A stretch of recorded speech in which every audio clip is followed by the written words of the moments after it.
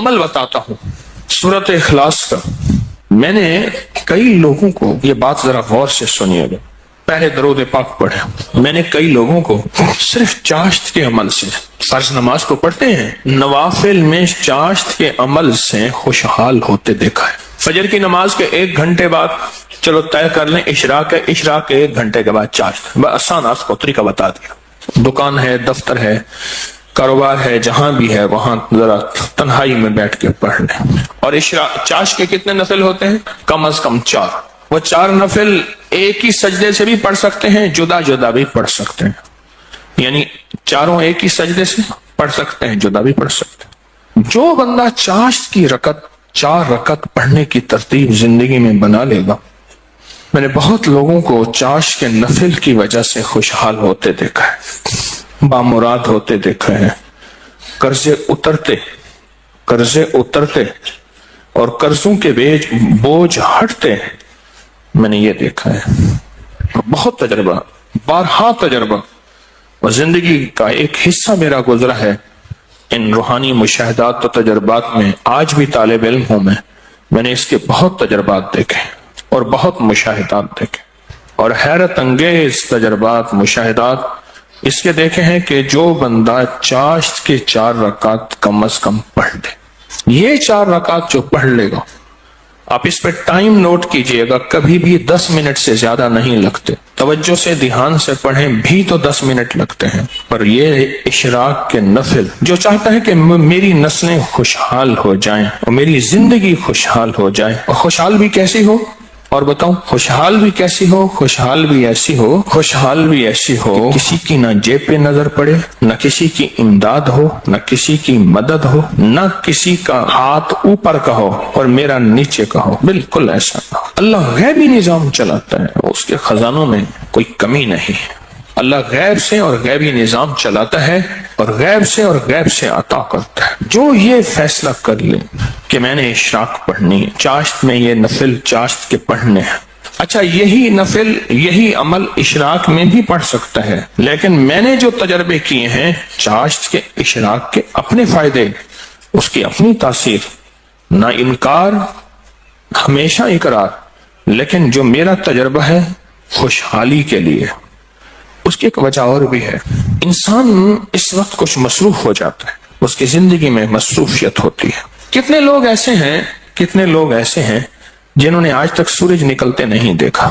ایک صاحب مجھ سے کہنے لگے، تسبیح خانے میں آنے کے بعد میں عید پڑھنے لگا، کیونکہ عید تو وہ پڑھ دے جو صبح اٹھے، میں تو رات کے آخری پہر کو سوتا ہوں اور دن کے کتنے بجے اٹھتا ہوں، میں آج تک عید نہیں پڑھ سکا. چاشت کے نفل، سورۃ قل ہو اللہ اس میں شامل ہو اور سورۃ اخلاص اس میں شامل ہو. میں نے بہت لوگوں کو بتایا، بہت لوگوں نے اپنے تجربات مجھے بتائے اور مشاہدات مجھے بتائے. کیونکہ ابھی حدیث میں ایک لفظ آپ نے سنا، وہ یہ لفظ سنا ہے، صرف سورۃ اخلاص سے محبت کرنے والے کا بدلہ بھی جنت ہے. سورۃ اخلاص سے محبت کرنے والے کا بدلہ بھی جنت ہے. اب چاشت کی ایک رکعت میں، جو بندہ چاشت کی رکعت میں ایک بار علم نشرح اور ایک بار قل ہو اللہ، بس کوئی مشکل نہیں. یہ آج میں آپ کو عمل بتا رہا ہوں.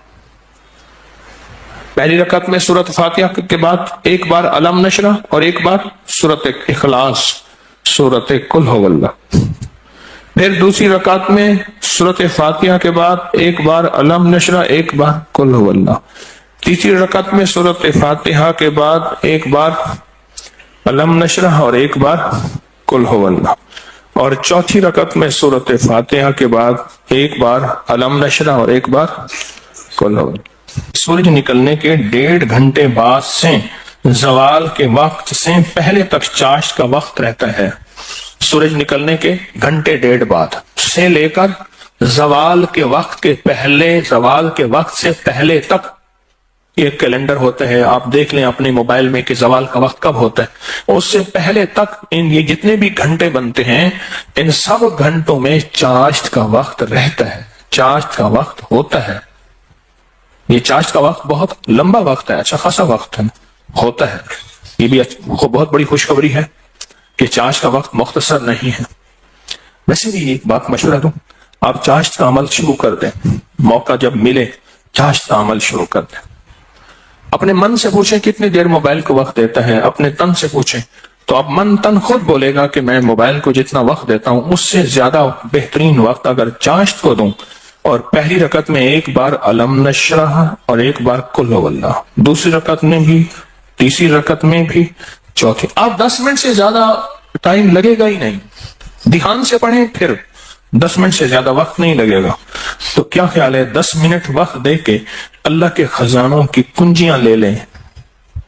بولے ہاں جی بتائیں، بولیں بتائیں،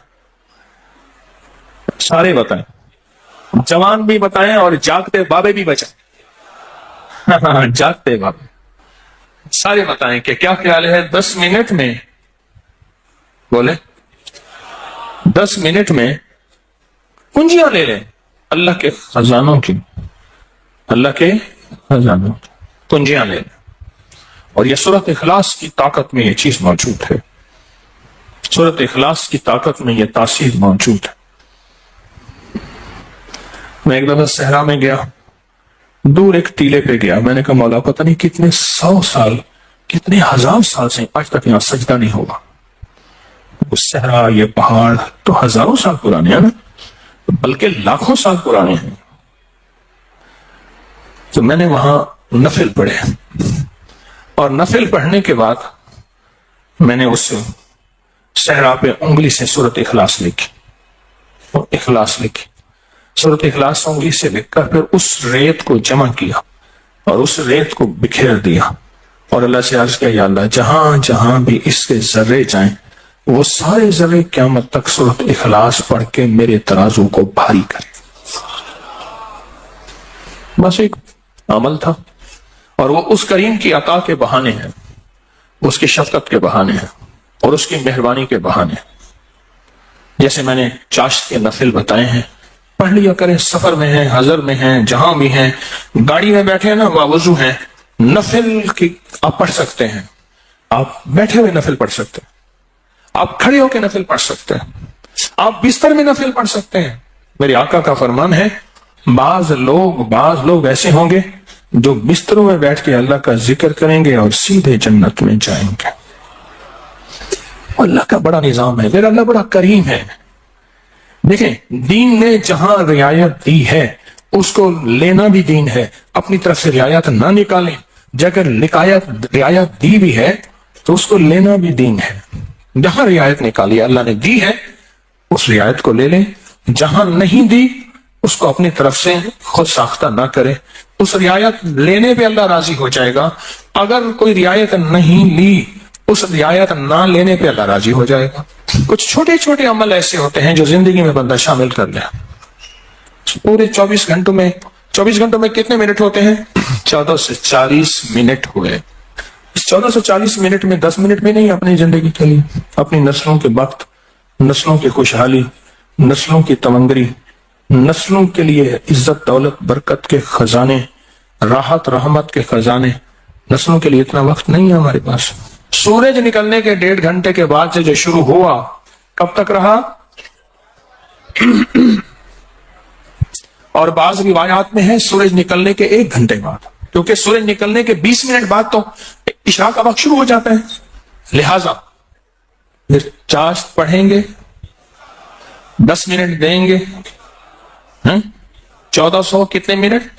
40 منٹ میں 1410 منٹ اللہ کو دے دیں، 30 منٹ اپنے پاس رکھ لیں اپنے پاس اور اللہ کو دے دیں۔ اللہ کہتا ہے اچھا والد لایا مٹھائی کا ڈبہ، اس نے ڈبہ دیا، ایک لڈو دے دیا، باقی چھپا دیا، اور دے کے کہتا ہے میرے بیٹے مجھے تو دے۔ بیٹا چھپاتا ہے، اگر دے دیتا ہے تو خوش ہو کے کہتا ہے نہیں میں تیرے لیے لایا تھا، یہ سارا ڈبہ تیرا ہے۔ اور اگر بیٹا نہیں دیتا تو دل افسردہ ہوتا ہے، لیکن پھر بھی ڈبہ ہوتا بچے کا ہے۔ میرا اللہ کہتا ہے 1440 منٹ دیے ہیں، 10 منٹ مجھے دے دے، تیری نسلوں کو خوشحال کر دوں، بس اور کیا چاہیے؟ 10 منٹ مجھے دے دے، تیری نسلوں کو خوشحال تیری نسلوں کو آباد کر دوں گا، شاد کر دوں گا۔ نہیں سمجھ آئی؟ نہیں نا، پھر ایک اور چیز بتاتا ہوں۔ مرغی کیا کرتی ہے؟ 21 دن کا چلہ کاٹتی ہے، انڈوں پہ بیٹھتی ہے، حسب ضرورت کھانا کھا بھی لیتی ہے، پانی بھی پی لیتی ہے، باقی سارا وقت بیٹھ کے انڈوں کے اوپر بیٹھتی ہے۔ 21 دن کے بعد اس کے اوپر فتوحات کے دروازے کھلتے ہیں۔ سب سے پہلے اللہ اسے فوج دیتا ہے، ایک ٹیم دیتا ہے، ایک جماعت دیتا ہے۔ دوسرا، اور جماعت اور ٹیم اور فوج بھی سیکھی سکھائی دیتا ہے۔ بچے سیکھی سکھائی ہوتے ہیں۔ بطخ کے بچے کو بطخ سیکھنا سکھاتی ہے، بولے تیرنا۔ دوسرا، اللہ پاک اس مرغی کو ایک شجاعت اور جرأت دیتے ہیں۔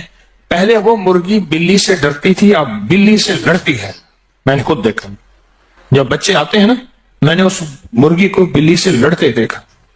تھوڑا سا وقت دے دیں زندگی میں، اللہ پھر صفات اور مراعات اور عطاؤں کی برکتوں کی بارشیں عطا کر دے گا۔ آپ 10 منٹ زندگی میں اللہ کو دے دیں، 10 منٹ دے دیں 24 گھنٹوں میں، اور 4 رکعت نفل پڑھ لیں اس چاشت کے، اور پہلی رکعت میں علم نشرح اور کل واللہ، اسی طرح 4 رکعتوں میں دعا مانگ کے اٹھ جائیں، اللہ کا معاملہ اللہ کے سفر کریں۔ اللہ غیب کے خزانے سے برکتوں، عزتوں، دولتوں کے اور رحمتوں کے، خوشحالیوں کے، عطاؤں کے عرشوں پہ فیصلے لے کے دے گا، فیصلے لے کے دے گا، عرشوں پہ فیصلے لے کے دے گا۔ جو کرے سو پائے، راحت بھی، رحمت بھی، برکت بھی، شفقت بھی، عطا بھی، صفت بھی، کرم بھی، مہربانی بھی، جو کرے سو پائے۔